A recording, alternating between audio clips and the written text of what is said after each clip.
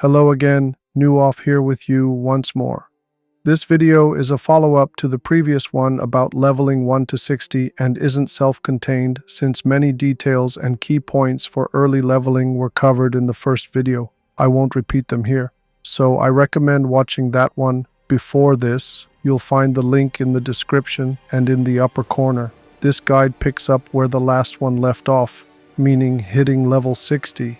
If you're not interested, you can skip straight to the conclusions using the timestamp.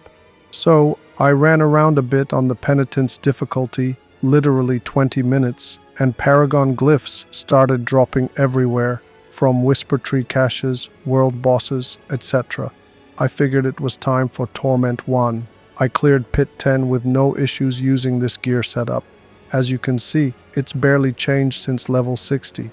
I didn't re-roll or temper anything, just showing you to understand there's no need to waste time and resources on gear improvements at this stage. Later, I'll show the setup I finished with at 200 plus paragon for comparison. Paragon comes fast and damage isn't an issue. I'm running all sorts of content, checking XP and gold gains from different activities, loot efficiency, and other details. I'll break it all down later. The build is still the starter one for 1 to 60 leveling, and damage is passable but sluggish.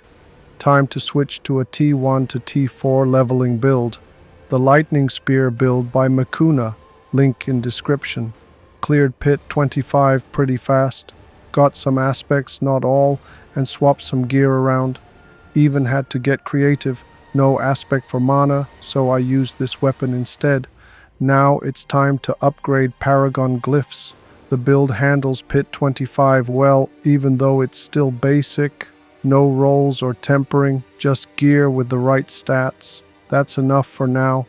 I'm slowly figuring out what's best this season for fast XP gain. I found a good random group for Torment 2 and stayed in Infernal Hordes for a long time. XP there is really fast, but I still checked out other activities. Ran the pit a few times and stopped at tier 40. You need to level glyphs quickly too, which means pit runs should take under 4 minutes. Important, I only level glyphs with a 100% success chance. I don't like gambling. Without focusing on one thing, I reached Torment 4 with a priority on Infernal Hordes and Kurast Undercity. I had saved up a bunch of tributes to get max rewards on T4, but damage wasn't enough there. Everything was slow. Went back to T3. A few tips. Remember in the first video I mentioned exchanging coins at the mercenary camp?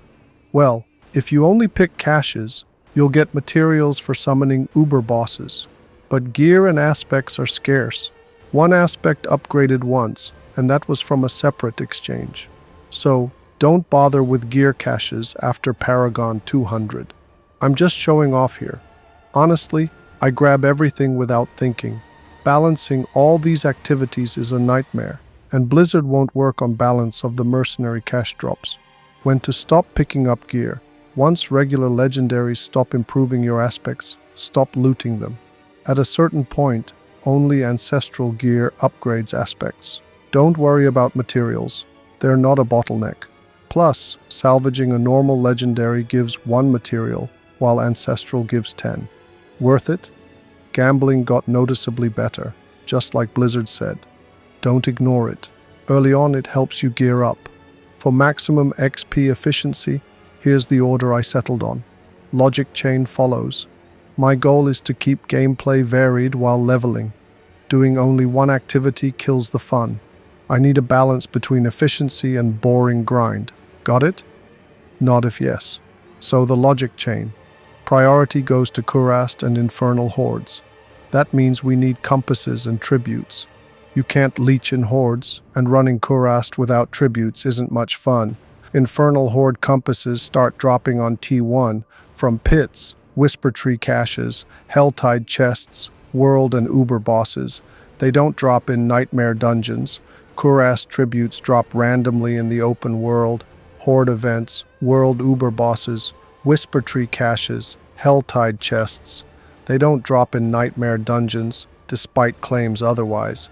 Ran T3 slowly about 10 times. Nothing. opened chests, did extra activities inside. Maybe I'm doing something wrong? As mentioned, priority is Kurast Undercity and Horde. Pits are necessary for XP, loot, glyphs, and compasses. Uber bosses are self-explanatory.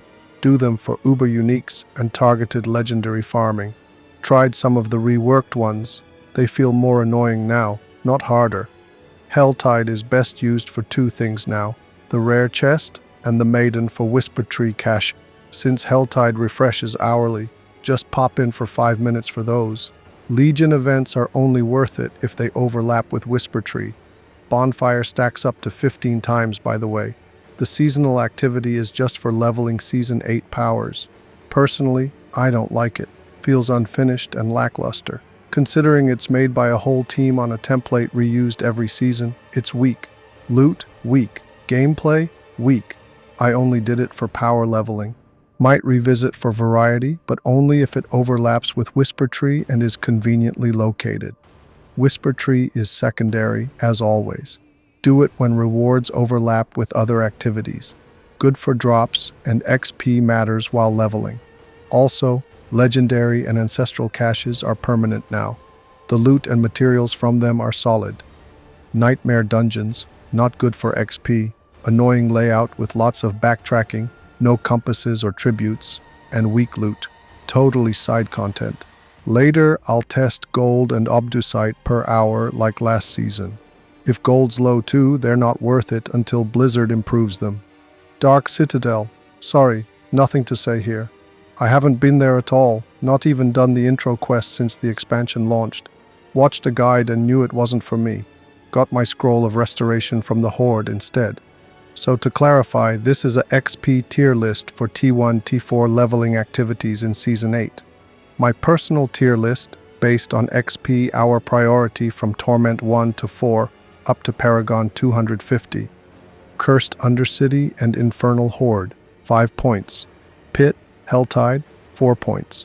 Seasonal activity, Legion, World Bosses, 3 points. Nightmare Dungeons, Dark Citadel, Uber Bosses, 2 points. Ubers still give no XP. With party drop bonuses, there's even more trash, normal uniques. Still can't salvage on the spot. They sometimes drop in stacks, so you're forced to pick them up to avoid missing something good. But you have to do it, no choice. Otherwise, you'll never build a decent setup. Tree of Whispers, always done alongside other content. Gold per hour ratings coming later. Now, the gear. At this point, it lets me clear anything on Torment 3 comfortably, and most importantly, fast. Solo targets used to be this build's weak point, but not anymore. Now it's a top tier build for everything. Link to it, like the first 1 to 60 leveling video, is in the description. Finally, a quick example of good and bad manners. Good, buff everyone with incense. Matching types extend duration for the whole party. Early on this matters. Bad, ignoring party invites. Accept first, then sort your loot. They'll manage without you. And if you're still wondering what's next, I'm running Kurast Undercity for all tributes to summon Ubers, then farming mythics and uniques. I'm tired of low mobility, so that's my priority now. That's all for now. All the best. See you soon.